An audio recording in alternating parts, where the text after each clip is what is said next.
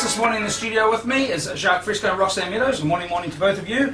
Jacque, we were talking off air just a moment ago about scientists and politicians, because I was telling Jacque that the Prime Minister normally is on the air around this time of the morning on a Thursday morning. But of course he's over talking with other politicians about promises, nuclear energy, products that could be possibly stolen by terrorists to make nuclear weapons. As someone who's lived through the Second World War and Hiroshima and seen the growth of the nuclear arsenal in the world, is that part of what drove you to the way you think today?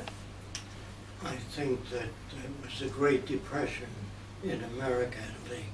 My father was an agronomist, agriculturalist. He's one of the first guys laid off.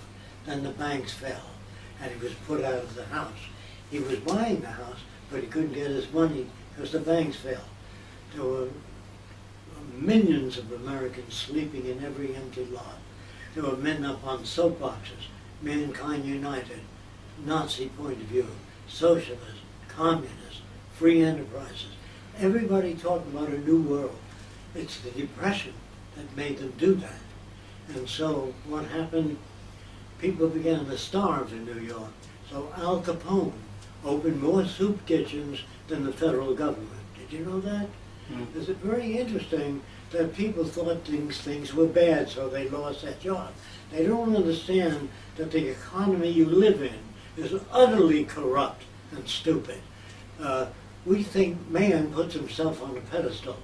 The highest form of life. Absolutely. He pollutes the air, the oceans, kills one another in God's name.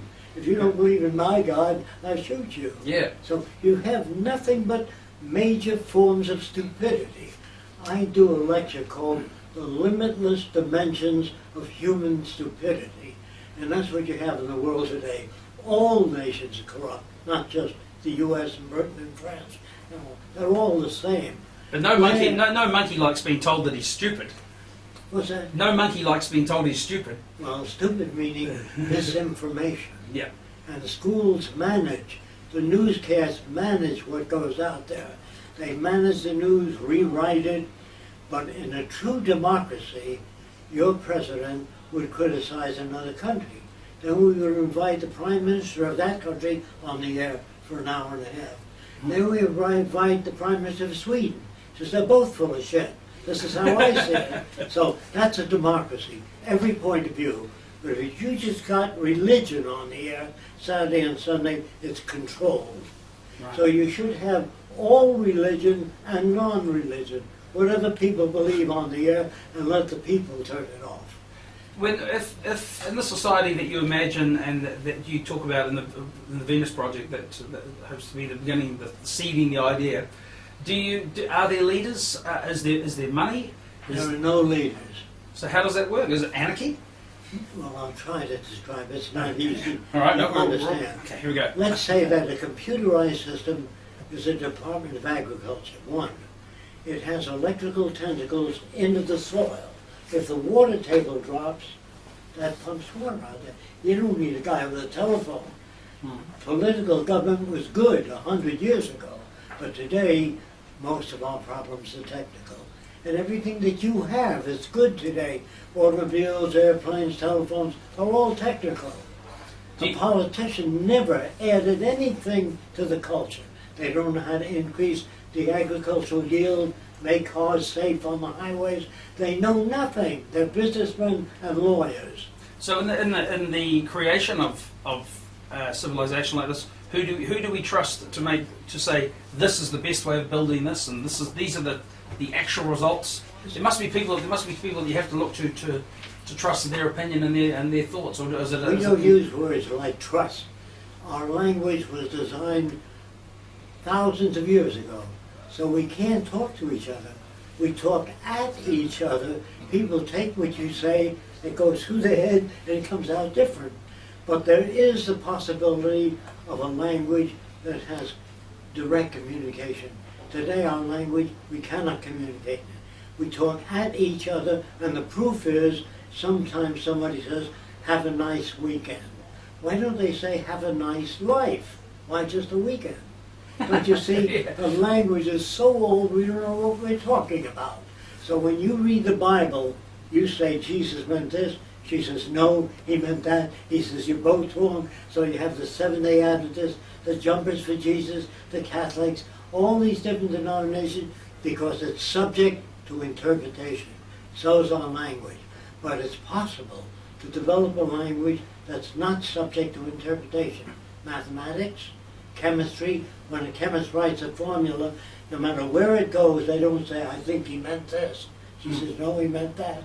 If the language of science was ambiguous, you couldn't build bridges. Are scientists people that would be, will there be room for scientists? No, in not at all. They will be assigned different projects. In other words, a geologist will tell us if we build a nuclear plant here, the probability is earthquakes will damage it. So before we build anything, we do a study of the positive gains and the negative effects, equal time, so that nobody dominates anything. The earth and its resources determine our standard of living. Does it mean that to the people that are living on the earth now, what does that mean they have to give up to understand, to reintroduce these ways of thinking into their... You have to have a collapse of the economy, just like we're having now. All the world's economies are collapsing, and we're bailing out the banks. That's not going to work. and I think it's important that people know that your vision for this isn't just as a result of that collapse. This is the Venus Project that's been going for how long? The Venus Project, well, I've been working on it most of my life. I'm 94, and I work on it because I feel tremendous fear of the direction people are going in. Our universities are better equipped than ever, but the wars are getting worse. We got bombs now that are 1,000 times more explosive than the Hiroshima bomb. What can you accomplish with that? Nothing. Okay. Nothing. So when you think about it, the military expenditures by all nations, they give soldiers whatever they need to kill with. Soldiers are killing machines. If the war was real, they would conscript all the war industries so no one made a buck out of war. War is big business, it's a sham, and the soldiers themselves that put up their lives to defend the country, why don't you conscript all industry so no one makes profit out of war? You wouldn't have war if you did that. You're involved, some people may know you from the Zeitgeist movement as well. You're involved in that. Do you want to give us a brief indication of what that's about for people who don't know? Peter Joseph released the information on the Zionist Project. You've seen it. Zeitgeist. Zeitgeist Project.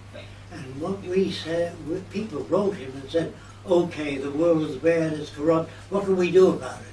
He says, I don't know.